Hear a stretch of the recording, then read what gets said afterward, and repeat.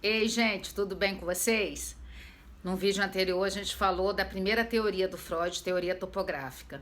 E nesse vídeo agora eu queria explicar para vocês a segunda teoria do Freud, que chama a teoria da estrutura cerebral, da estrutura psíquica. E ele concluiu o estudo dessa teoria em 1920.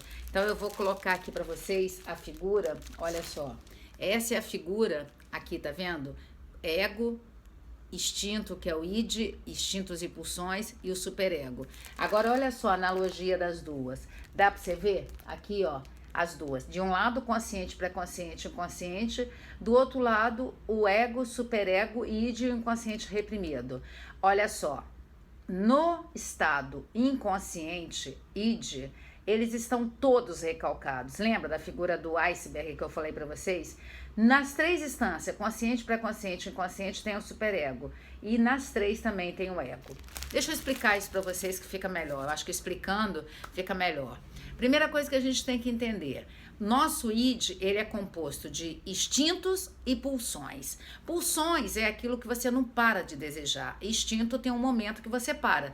Na hora que a criança, ela tem que realizar os esfíncteres, ela para de realizar os esfíncteres, cessou, ela não tem mais a vontade. Então, aquilo é uma questão instintiva. Todas as vezes que a gente tem a vontade de produzir esfíncter, é uma questão instintiva. Seria uma questão pulsional quando o desejo não para, quando o desejo é extremamente contínuo. Por exemplo, aquelas pessoas que têm uma doença autoimune chamada colite retroulcerativa, elas nunca param de ter desejo dos esfíncteres. Aí a gente vê que é algo pulsional. Ou quando você come um pedacinho de doce de chocolate, você quer comer a caixa toda de bombom. É um desejo pulsional, que tem muito mais a ver com a questão emocional, psíquica, que com a questão de desejo de você ter aquela coisa instintiva de comer.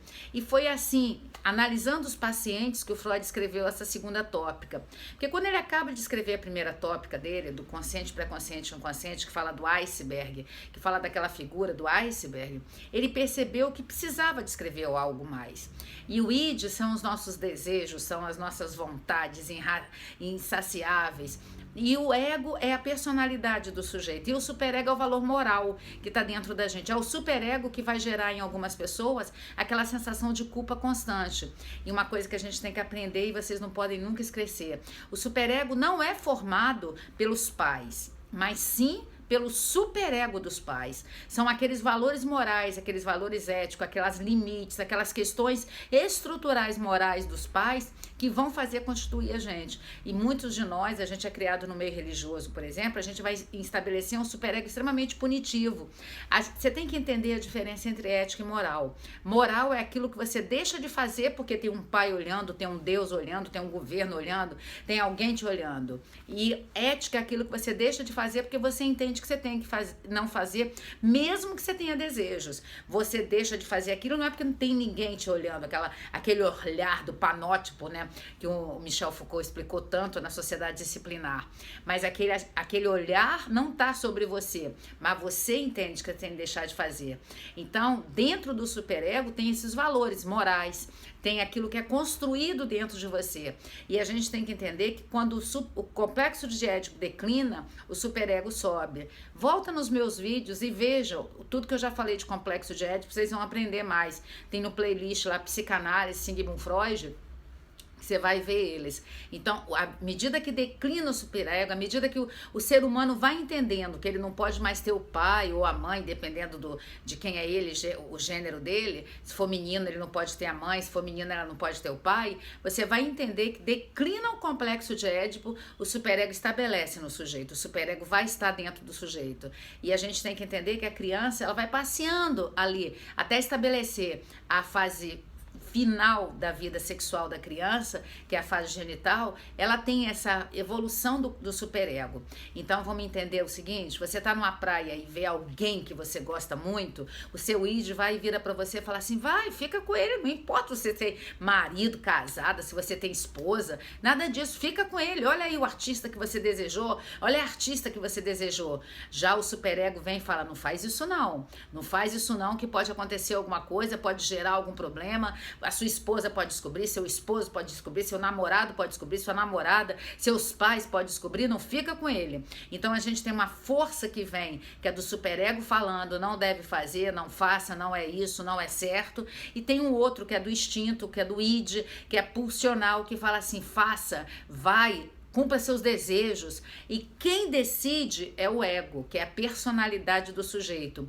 Se eu sigo o superego, eu entendo que eu já tive o declínio do complexo de Édipo. Se eu sigo o id, se eu sigo os desejos pulsionais e instintivos, eu entendo que eu ainda não declinei o complexo de Édipo.